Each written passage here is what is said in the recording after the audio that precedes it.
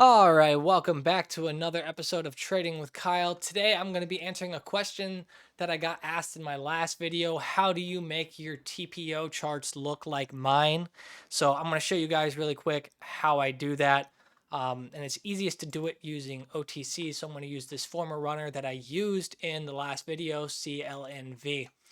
So essentially the way you get your TPO charts to look like how I have mine is you go to Style, you go to Settings, and you go to appearance. It's a type of chart.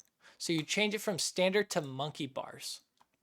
And I'll show you the way I have my settings, and you can just pause the video and copy your settings to be just like mine. So tick size, volume, none. Monkey bar, I like to be light blue.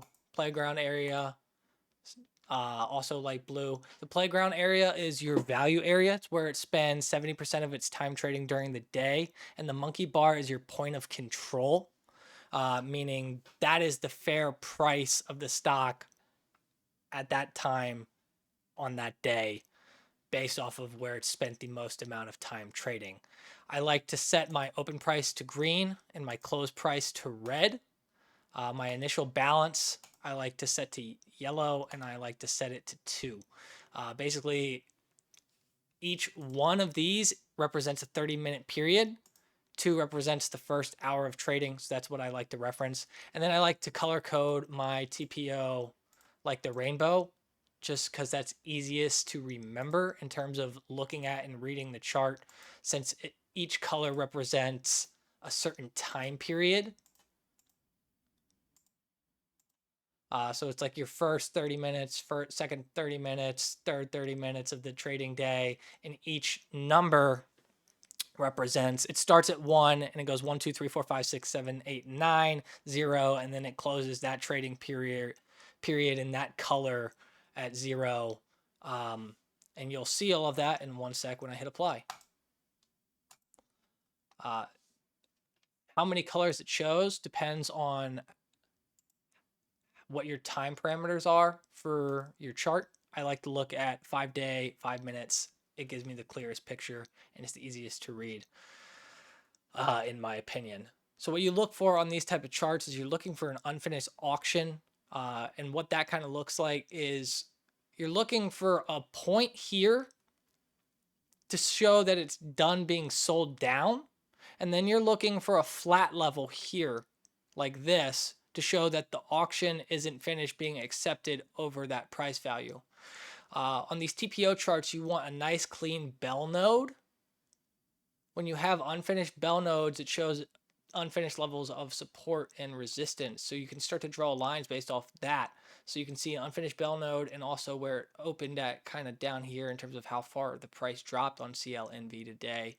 That would be an area to draw a line, and I would draw it to right here.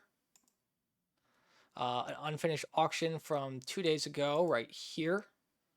Unfinished auction from the day before that right here. This was a level to short at right here.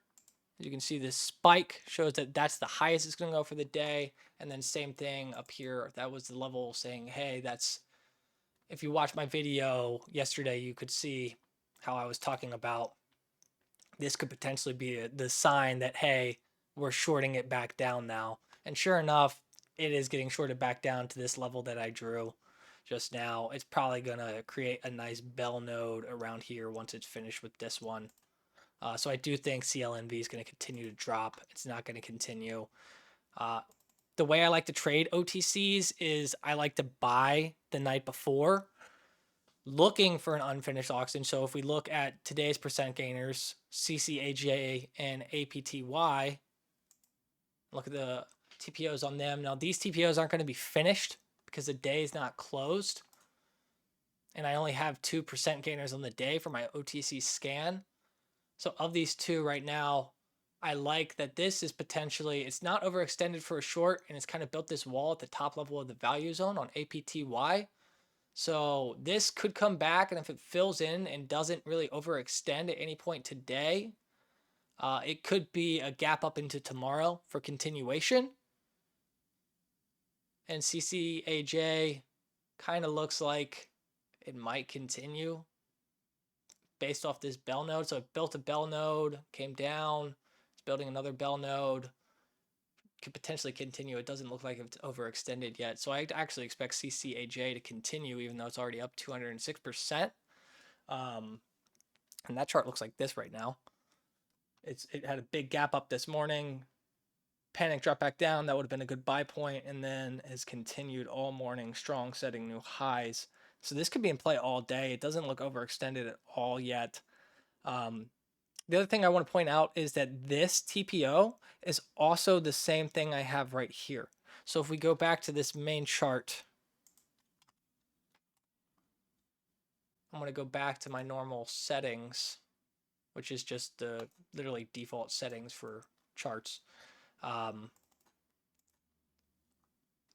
you add study, you do have the option to have a TPO set right here in TPO profile. So this is going to show you the overall for 1 year to the right. The way I have it set up on this chart, so I basically have the daily TPO kind of highlighting the candlestick chart. And that's the daily, but if you see it on the 5-minute, it gives you a better picture. See how that mirrors that. That mirrors all of that. So that's how you set up TPO charts. Let me show you what my settings are for this so you can copy them. So take a picture. This is how I have them set. You basically have one set for the chart overall and then one set for the individual days. So the chart is over on the right and then the individual days end up being highlighted over it. And that way you can still view your normal candlestick pattern on top and you can see where the stock is spending the most amount of time trading on the TPO. So yeah, I hope this video helps answer some questions. Feel free to pause it and copy all of my settings so that you can use them for your charts as well. And thanks for watching this episode. See you guys in the next one.